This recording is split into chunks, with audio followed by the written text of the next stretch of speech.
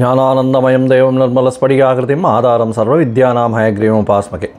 நமஸ்காரம். நேயர்கள் அனைவருக்கும் அஸ்ட்ரோ கேஎஸ் ஐயங்காரின் பணிவான நமஸ்காரங்கள். வார பலன் 24/6/2024 30/6/2024 வரலும் உண்டான வாரத்திற்கு என்னென்ன பலன் மேஷம் முதல் மீன வரை அப்படின்றத பார்ப்போம். அதற்கு முன்னாடி இந்த வாரத்தில் இருக்கக்கூடிய கோல்சாரம் என்ன, இந்த வாரத்தில் வரக்கூடிய விசேஷ நாட்கள் என்ன, அதற்கு பிறகு இந்த வாரத்தில் எந்தெந்த ராசிக்காரர்களுக்கு சந்திராஷ்டமம் அப்படின்னு வரிசைப்படுத்திக்கலாம். இந்த வாரத்தில் கோல்சாரம் அப்படின்னு சொல்லும்போது காலபுருஷ தத்துவத்தின் முதல் ராசியான மேஷத்தில் செவ்வாய், ரிஷபத்தில் குரு, மிதுனத்தில் சூரியன், புதன் மற்றும் சுக்கிரன், கன்னியில் கேது, கும்பத்தில் சனி, மீனத்தில் ராகு. சந்திர பகவான் இந்த வாரம் அதிவேகமாக செல்லக்கூடிய கிரகம்னு சொல்கிற சந்திர பகவான் உத்திராட நட்சத்திரம் 2ஆம் பாதம் மகர ராசியிலிருந்து மேஷ ராசி அஸ்வினி நட்சத்திரம் வரலும் போகிறார். அதாவது மகரம், கும்பம், மீனம், மேஷம் இந்த 4 ராசி போகிறார். இந்த வாரத்தில் இன்னொரு பயிற்சி இருக்குது. புத பகவான் மிதுனத்திலிருந்து கடகத்திற்கு போகிறார். அதாவது 26/6/2024 வரணும். அதனால் அன்றைக்கி மிதுனத்திலிருந்து கடகத்துக்கு போகிறார். இந்த வாரத்தில் இருக்கக்கூடிய விசேஷ நாட்கள் அப்படின்னு பார்த்தோம்னா 25/6/2024 ஸ்ரவண விரதம். ஸ்ரவண விரதம்னு சொல்லக்கூடியது வைணவர்களுக்கு மிகவும் ஏற்றது. திரு ஓணம் அப்படின்னு சொல்லக்கூடியது. ஸ்ரவணம் அப்படின்றது திரு ஓணம். 2 நட்சத்திரங்கள் தான் திருன்ற அடைமொழி கொடுக்கப்பட்டிருக்கு. ஒன்று திரு ஓணம், இன்னொன்று திரு ஆதிரை. திரு ஓணம் பெருமாளுக்கு உண்டான நட்சத்திரம், திரு ஆதிரை சிவபெருமானுக்கு உண்டான நட்சத்திரம். ஸோ அதனால் ரெண்டுமே மிகுந்த ஏற்றம் பெறக்கூடிய நட்சத்திரங்களாக சொல்லக்கூடியது. திருவோணம் மகர ராசியில் வருது. ஓணம் மிகப்பெரிய ஏற்றமான நட்சத்திரம்.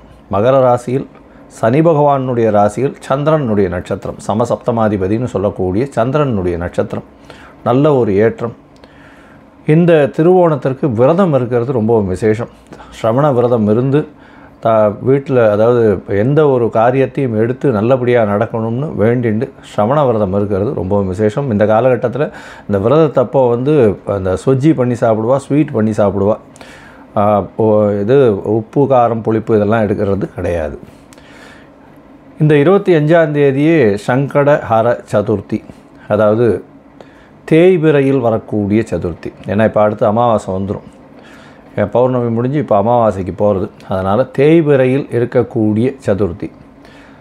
தேய்பிறை சதுர்த்தி அப்படின்னும் போது நம்மளுக்கு உண்டான விஷயங்கள், அதாவது தீயது எல்லாமே போகணும் அப்படின்னு வேண்டிக்கணும். அதாவது எப்படி அப்படின்னா, நம்மக்கிட்ட என்னென்னலாம் பிரச்சனைகள் இருக்கோ அந்த பிரச்சனை போகணும்னு வேண்டிக்கணும். எனக்கு ஏதாவது பண பிரச்சனை இருக்குது, எனக்கு வீட்டில் கஷ்டம் இருக்குது, நோய் இருக்குது, உபாதைகள் இருக்குது.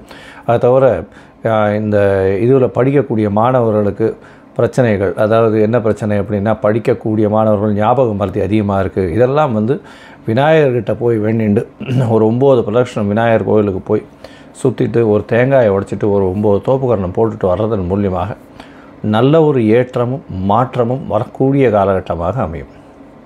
இந்த வாரத்தில் பார்த்தலையானால்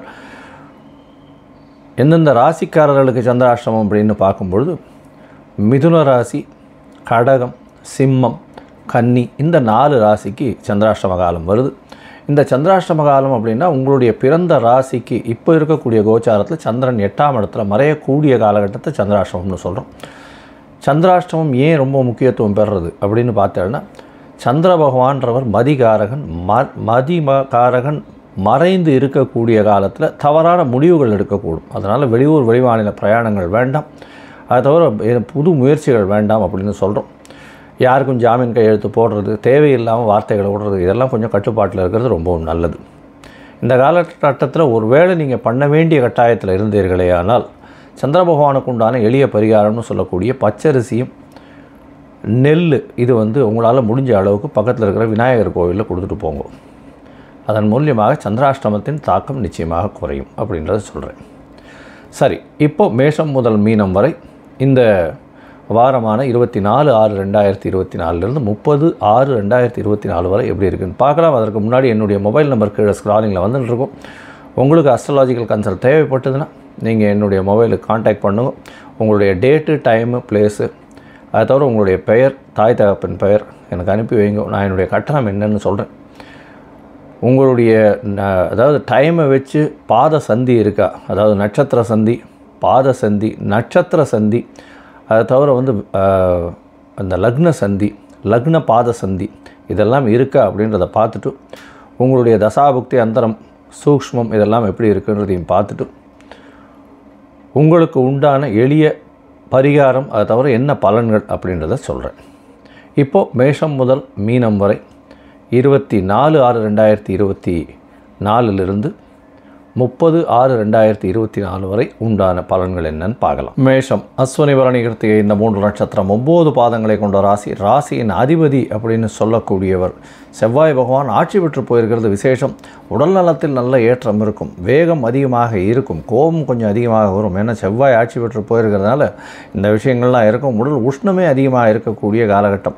பொதுவாகவே பார்த்தாலேயானால் செவ்வாய் ஆட்சி பெற்று மேஷத்தில் இருக்கிறதன் மூலியமாக புதுசாக இடம் வாங்கக்கூடிய வாய்ப்புகள் இந்த வாரத்தில் உங்களுக்கு வரப்போகுது. ஏன்னா செவ்வாயும் ஆட்சி பெற்று போயிருக்கார். 2ஆம் இடத்துல குரு பகவான் நல்ல ஒரு ஏற்றத்தை கொடுக்கக்கூடிய காலகட்டம். 2ஆம் இடத்தில் வாக்கு தனஸ்தானம்னு சொல்லக்கூடியதில் தனக்காரகனே வந்து உட்காந்துருக்கிறது பெரிய விசேஷம். இதை தவிர பார்த்தாலேயானால் 3ஆம் இடம் வலுப்பெற்று போயிருக்கு. உங்களுடைய ராசிக்கு சூரியன் புதன் சுக்கிரன் இந்த 3 கிரகங்களும் இருக்குது. 3ஆம் இடத்தில் 3ஆம் அதிபதி ஆட்சி, புதிய முயற்சிகள் எல்லாம் வெற்றி பெறக்கூடிய காலகட்டமாக அமையப்போகிறது. 3ஆம் அதிபதி 4ஆம் இடத்துக்கு 26ஆம் தேதி போகிறது பெரிய விசேஷத்தை கொடுக்கக்கூடிய காலகட்டம். புதிய வேலை கிடைக்கக்கூடிய வாய்ப்புகள் உண்டு. 6ஆம் இடம் வலுப்பெற்று போகிறது. போட்டித் தேர்வில் வெற்றி பெறக்கூடிய வாய்ப்புகள் நிச்சயமாக உண்டு. உங்களுடைய ராசிக்கு 11ஆம் இடத்தில் இருக்கக்கூடிய சனி பகவான் வக்கரகதி அடைஞ்சிருக்கார். சனி வக்கரம் அது வந்து தனியாக ஒரு வீடியோ போட்டிருக்கேன் பாருங்கள். சனி வக்கர பெயர்ச்சி அப்படின்னு ஒரு வீடியோ போட்டிருக்கேன். அதை தவிர 12ஆம் இடத்துல ராகு பகவான் வெளிநாடு வெளியூர் சம்பந்தமாக சென்று வரக்கூடிய வாய்ப்புகள் உண்டு. அதாவது இம்போர்ட் எக்ஸ்போர்ட் பிஸ்னஸ் பண்ணுறவாளுக்கு பெரிய ஏற்றம் இந்த வாரத்தில் பார்த்தாலேயானால், அதாவது 24/6/2024 30/6/2024 வரலும் உண்டான வாரத்தில் 26ஆம் தேதி மாலை ஒரு 4:30 மணி வரலும் பார்த்தாலும் உங்களுடைய ராசிக்கு 9ஆம் இடத்துல சந்திர பகவான் இருக்கார். 9ஆம் இடம் 10ஆம் இடத்துல மகரத்தில் சந்திர பகவான் இருக்கிறது பெரிய விசேஷம். ஏன்னா சந்திர பகவான் 4ஆம் அதிபதி இன்னொரு கேந்திரத்தில் போய் இருக்கிறது, தசம கேந்திரத்தில் இருக்கிறது நல்ல ஒரு ஏற்றத்தை கொடுக்கக்கூடிய காலகட்டமாக இருக்குது. இருந்தாலும் உங்களுடைய இது சனி பகவானுடைய வீடாக இருக்குது. இருந்தாலும் உங்களுடைய ராசிக்கு குரு பார்வை அந்த சந்திர பகவான் மேலே விழுறதுனால 10ஆம் இடத்துல தொழில் ஸ்தானம் மிகவும் அபிவிருத்தி அடையக்கூடிய வாய்ப்புகள் உண்டு. தொழிலில் பெரிய ஏற்றம் இருக்கும். பணவரவிற்கு பஞ்சம் இருக்காது. உங்களுடைய ராசிக்கு பார்த்தீங்கன்னா 11ஆம் இடத்துக்கு சந்திர பகவான் போகிறார். 11ஆம் இடத்துக்கு சந்திர பகவான் போகும்போது புனர்ப்பு யோகம் அமையிறது. இந்த காலகட்டத்தில் 11ஆம் இடத்துல வந்து சந்திர பகவான் 28ஆம் தேதி மாலை ஒரு 7-7:30 மணி வரலும் இருக்கார். இந்த காலகட்டத்தில் பார்த்தோம்னா சனி சந்திரன் சேர்க்கை ஏற்படுறது. 11ஆம் இடத்துல போய் 4ஆம் அதிபதி சேர்க்கிறதுனால தாயின் உடல்நிலையில் சற்று பிரச்சனைகள் இருக்கக்கூடும். புதிய வீடு மனை வாங்கக்கூடிய பாக்கியம் உண்டு. அதை தவிர பண வரவிற்கு பஞ்சம் இருக்காது. தொழிலில் பெரிய ஏற்றம் கிடைக்கக்கூடிய காலகட்டமாக அமையப்போகிறது. உங்களுடைய ராசிக்கு 12ஆம் இடத்துல சந்திர பகவான் போகிறார். ராகுவோட சம்பந்தம் 12ஆம் இடத்துல சந்திர பகவான் போகும்போது 30ஆம் தேதி இரவு ஒரு 9:30 மணி வரலும் இருக்கக்கூடிய காலகட்டம். 30ஆம் தேதி பார்த்தோம்னா காலை ஒரு 9:15 மணி வரலும் சந்திர பகவான் உங்களுடைய ராசிக்கு 12ஆம் இடத்துல இருக்கார். ராகு பகவானோட சம்பந்தத்தில் இருக்கார். ராகுவோட சம்பந்தத்தில் இருக்கிறதுனால தாயின் உடல்நிலையில் சற்று சறுக்கல்கள் இருக்கும். அதை தவிர வந்து இம்போர்ட் எக்ஸ்போர்ட் பிஸ்னஸ், கடல்வாழ் உயிரினங்கள் விற்பனை பண்ணுறவாளுக்கு, அதை தவிர பார்த்தாலேயானால் மருத்துவ சம்பந்தமான வியாபாரம் பண்ணுறவாளுகள் நல்ல ஒரு ஏற்றம் கிடைக்கும். இந்த வாரத்தில் பார்த்தாலேயானால் மருத்துவ சம்பந்தம், அதை தவிர டாக்டர்ஸாக இருக்கிறவங்க, ரத்தம் வந்து சம்பந்தமாக இருக்கக்கூடிய இந்த இது அந்த ரத்தம் இருக்கக்கூடிய அந்த பிளாஸ்டிக் டியூப்ஸ் அதெல்லாம் வந்து ஒரு பெரிய ஏற்றத்தை கொடுக்கும். அதெல்லாம் வந்து விற்கிறவங்களுக்கு நல்ல ஒரு ஏற்றம் கிடைக்கும். அதாவது இந்த மருத்துவ உபகரணங்கள்னு சொல்லக்கூடியது. அதற்கு பிறகு பார்த்தாலேயானால் மண் சம்பந்தப்பட்ட ரியல் எஸ்டேட் சம்பந்தப்பட்ட விஷயத்துலலாம் பெரிய ஏற்றம் கிடைக்கக்கூடிய வாரமாக இந்த வாரம் அமையிறது. இந்த வாரத்தில் பார்த்தோம்னா எல்லா ஒரு ஏற்றமான காலமாக அமைய போகிறது. ஏன்னா அதுக்கப்புறம் பார்த்தோம்னா உங்களுடைய ராசியிலே சந்திர பகவான் வரார். 30ஆம் தேதி காலத்தால் ஒரு 9:15 2ஆம் தேதி வரலும் இருக்கார். மத்தியானம் ஒரு 12:30 மணி வரலும். இந்த காலகட்டம்லாம் வந்து உங்களுக்கு நல்ல ஏற்றத்தை கொடுக்கும். சந்திரனும் செவ்வாயும் சேர்ந்து சந்திர மங்கள யோகம் அமையிறது. அதாவது சந்திரமங்கல யோகம்ன்றது புதிய இடம் வாங்கக்கூடிய வாய்ப்பு, ரியல் எஸ்டேட்டில் இருக்கிறவங்களுக்கு பெரிய ஏற்றத்தை கொடுக்கக்கூடிய காலகட்டம். இந்த வாரம் மேஷராசிக்காரர்களுக்கு ஒரு பொன்னான வாரமாக இருக்குது. அருகில் இருக்கக்கூடிய முருகன் கோவிலில் போய் சேவிச்சுட்டு வாங்க. முருகனை போய் வழிபட்டுட்டு வர்றதன் மூலியமாக முருகனுக்கு செந்தாமரை பூ கொண்டு போய் கொடுத்துட்டு வாங்க. அதை தவிர அரளிப்பூ கொண்டு போய் கொடுத்துட்டு வாங்க. இதன் மூலியமாக உங்களுக்கு ஒரு பெரிய ஏற்றம் கிடைக்கக்கூடிய காலகட்டமாக அமையும். லோகா சமஸ்தா சுகினோ பவந்து. நன்றி, நமஸ்காரம். Astro KS Iyengar YouTube channel பார்த்தமைக்கு நன்றிகள். மேலும் இது போன்ற ஆன்மீக ஜோதிஷ தகவல்கள் உங்களை வந்து அடைய astro KS Iyengar YouTube channel subscribe செய்யவும், பெல் ஐக்கானை மறக்காமல் அழுத்தவும். நன்றி, வணக்கம்.